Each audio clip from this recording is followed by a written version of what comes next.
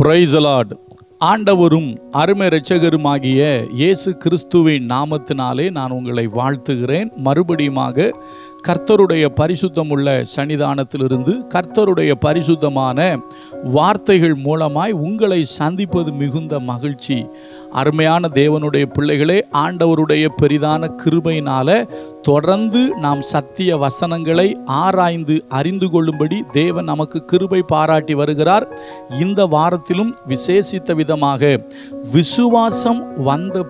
விசுவாசம் வந்த பின்பு நம்முடைய வாழ்க்கை எவ்வாறாக இருக்க வேண்டும் என்பதை வேத வசனத்தின் அடிப்படையிலே தியானிக்கும்படி கர்த்தர் நமக்கு உதவி செய்து வருகிறார். நேற்றைய தினத்தில் கூட ஆபிரகாமை குறித்து நாம் தியானித்தோம். ஆபிரகாம் விசுவாசத்தில் அவர் தகப்பன். வேதம் சொல்லுகிறது, அவர் பூமிக்கு உரியவைகளை நாடவில்லை. அதாவது ஆபிரகாம் ஈசாக்கோடும் யாக்கோபோடும் கூடாரங்களில் குடியிருந்தார். அதற்கு காரணம் என்னவென்று கேட்டால், தேவன் தாமே கட்டி உண்டாக்கின அஸ்திபாரங்கள் உள்ள நகரத்திற்கு அவர் காத்திருந்தார். அதாவது நித்தியத்திற்காக அவர் காத்திருந்தார். அவர் பூமிக்குரியவைகளை விரும்பவில்லை, நாடவில்லை என்பதை நம்ம நேற்று பார்த்தோம். இன்றைக்கு இன்னொரு தேவ மனிதனை மிக எளிமையாக பார்த்து நாம் நிறைவு செய்ய போகிறோம். வாசிக்கிறேன் பாருங்க. நம்ம எல்லாருக்கும் நன்கு தெரிந்த ஒரு தேவ மனிதன். எபிரேயர் 11வது அதிகாரத்தில் மிக அழகாக சொல்லப்பட்ட ஒரு வார்த்தை. எபிரேயர் 11:24, 25 வசனம்.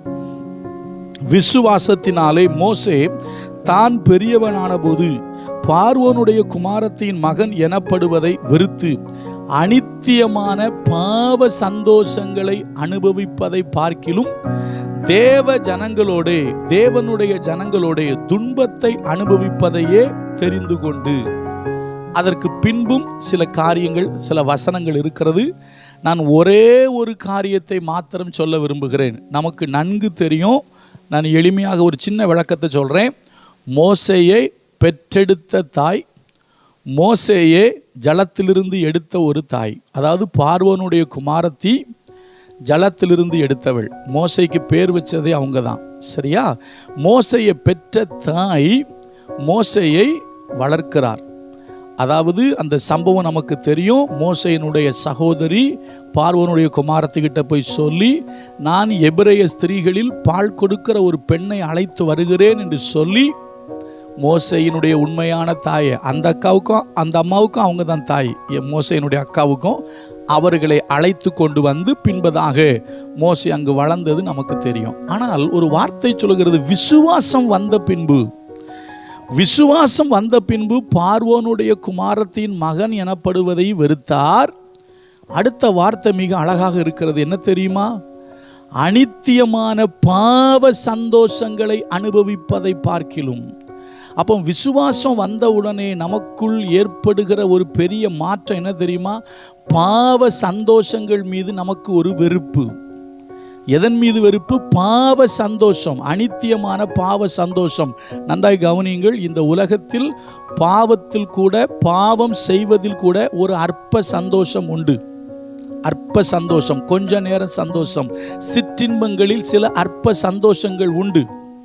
அதனால தான் இன்றைக்கு உலகத்தில் இருக்கிற பெரும்பாலான மனிதர்கள் அதை தேடி ஓடுகிறார்கள். மதுவில் ஒரு அற்ப சந்தோஷம் இருக்கிறது. இன்னும் சில பாவ இச்சைகளில் சில அற்ப சந்தோஷங்கள் இருக்கிறது. அந்த அற்ப சந்தோஷங்களை அவர்கள் நாடி ஓடுகிறார்கள். நன்றாய் கவனியுங்கள். ஆனால் விசுவாசம் வந்த பின்பு நாம் அந்த அற்ப சந்தோஷத்தை நாட மாட்டோம்.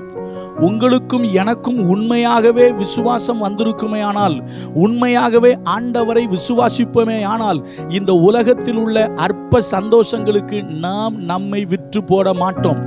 எந்த அற்ப சந்தோஷங்களுக்கும் நாம் அடிமைப்பட மாட்டோம். மோசேயினுடைய வாழ்வு மிக முக்கியமானது. பார்வோனுடைய வீட்டில் வளர்கிறார், ராஜகுமாரனாக வளர்கிறார். அங்கு அவர் என்னவெல்லாம் அனுபவித்திருக்க அவரால் முடியும். ஆனால் அந்த சந்தோஷங்களை அவர் விரும்பவில்லை. வசனம் அழகாக சொல்கிறது. அதுவும் எப்போ? விசுவாசத்தினாலே. அப்போ மோசேக்குள்ளே விசுவாசம் வந்த பின்பு இந்த அற்பமான பாவ சந்தோஷங்கள் எனக்கு வேண்டாம் என்று அவர் சொல்லுகிறார். அப்போ அருமையான கர்த்தருடைய பிள்ளைகளே, கொஞ்சம் நாம் நம்மை யோசிப்போமே. இன்னைக்கு விசுவாசிகள் என்று பெயர் எடுத்த ஊழியர்கள் என்று பெயர் எடுத்தவர்கள் கூட அற்ப சந்தோஷங்களுக்கு அடிமையாகி விடுகிறார்கள். சிற்றின்பங்களுக்கு தன்னை விட்டு கொடுத்து விடுகிறார்கள். உதாரணமாக சொல்லணும் அப்படின்னா, இன்னைக்கு நிறைய ஊழியக்காரங்க கிட்ட அதை பார்க்கிறேன் என்றே சொல்லலாம். சில நேரங்களில் ஊழியர் கூடுகையில் கூட, சில ஊழியக்காரங்க பிரசங்கத்தில் கூட எதை கொண்டு வராங்கன்னு கேட்டிங்கன்னா, சினிமாவில் உள்ள ஜோக்குகளை கொண்டு வராங்க. சினிமாவில் பேசப்படுகிற ஜோக்குகளை கொண்டு வந்து அதை செய்தியில் சொல்கிறவங்களும் இருக்கிறாங்க. தனிப்பட்ட முறையில் உட்கார்ந்து அரட்டை அடிக்கிற ஊழியக்காரங்களும் இருக்கிறாங்க. அப்போ என்ன தெரியுது, அவங்களுக்கெல்லாம் அது சந்தோஷமாக தெரிகிறதுனால தான் ஜோக்கு பார்த்துட்டு உட்காந்துருக்காங்க. சில பேர் சொல்கிறாங்க ரொம்ப சந்தோஷமாக, இல்லை ரொம்ப அழகாக சொல்கிறாங்க, நாங்கள் சினிமா பார்க்குறதில்ல பாஸ்டர், சும்மா ஜோக்கு பார்ப்போம், அந்த ஜோக்கு தான் எங்களுக்கு கொஞ்சம் சந்தோஷமாக இருக்குது. ஐயா, உண்மையான விசுவாசம் உள்ளே வந்துருச்சுன்னா ஜோக்கு சந்தோஷம் இல்லை, கர்த்தர் தான் நமக்கு சந்தோஷம். கர்த்தருடைய சமூகம்தான் நமக்கு சந்தோஷம். ரட்சிப்பின் சந்தோஷம், பரிசுத்த ஆவினால் உண்டாகிற சந்தோஷம், தேவ பிரசன்னத்தினால் உண்டாகிற சந்தோஷம், தேவனுடைய வசனத்தினால் கிடைக்கிற சந்தோஷம், தேவ ஜனங்களோடு இணைந்து கர்த்தரை ஆராதிப்பதில் கிடைக்கிற சந்தோஷம், அதுல இல்லாத சந்தோஷம் உங்களுக்கு அந்த ஜோக்கில் கிடைக்குது நீங்க நினைச்சீங்கன்னா உங்களுக்குள்ள விசுவாசம் இல்லைன்னு அர்த்தம். நீங்க உண்மையான விசுவாசி இல்லைன்னு அர்த்தம். நீங்க உண்மையான விசுவாசியா இருந்தீங்கன்னா உங்களுக்கு ஜோக்கு சந்தோஷமா தெரியாது, கர்த்தருடைய சமூகம் சந்தோஷமா தெரியும்.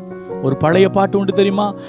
அவர் சமூகம் என் சந்தோஷமே, அதில் நிறைவான சந்தோஷமே, என் பாத்திரம் நீரம்பி நீரம்பி வழியுதே, ஆனந்தம் பேரானந்தமே, அவர் சமூகம் என் சந்தோஷமே, அதில் நிறைவான சந்தோஷமே.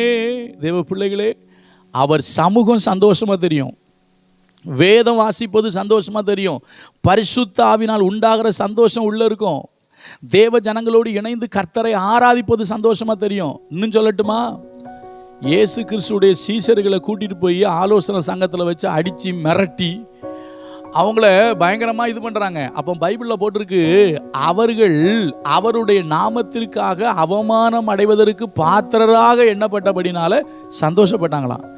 கூப்பிட்டு வச்சு அடித்தா சந்தோஷப்படுறாங்க. தேவனுக்காக துன்பப்படுவதை சந்தோஷமாய் நினைத்தார்கள். அவங்க தான் விசுவாசம் வந்தவங்க. அதே போல அப்போஸ்தலனாகிய பவுல் சொல்வார், நான் என் பிராணனையும் அருமையாக எண்ணேன், தேவன் எனக்கு கொடுத்த என்னுடைய ஓட்டத்தை சந்தோஷமா ஓடி முடிக்க விரும்புகிறேன்.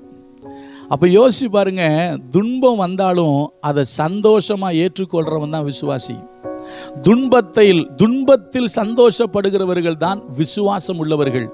அனித்தியமான பாவத்தில் சந்தோஷப்படுகிறவர்கள் விசுவாசிகள் அல்ல. கொஞ்சம் யோசிங்க, மோசே விசுவாசத்தினாலே அனித்தியமான பாவ சந்தோஷங்களை அனுபவிப்பதை விட தேவ ஜனங்களோடு துன்பத்தை அனுபவிப்பதையே தெரிந்து கொண்டார். அப்போ உண்மையான விசுவாசம் உள்ள ஒரு மனுஷன் பாவ சந்தோஷத்துக்கு தன்னை விற்று போட மாட்டான், பாவ சந்தோஷத்துக்கும் சிற்றின்பங்களுக்கும் அடிமைப்பட மாட்டான், அதை தான் எனக்கு சந்தோஷம் நினைக்க மாட்டான், கர்த்தர் தான் எனக்கு சந்தோஷம் நினைப்பான். அப்படிப்பட்ட ஒரு நல்ல கிறிஸ்துவ வாழ்க்கை வாழ கர்த்தர் நமக்கு உதவி செய்வார். கர்த்தர் நல்லவர், அவர் கிருபை நம்மேல் என்றும் உள்ளது. God bless you.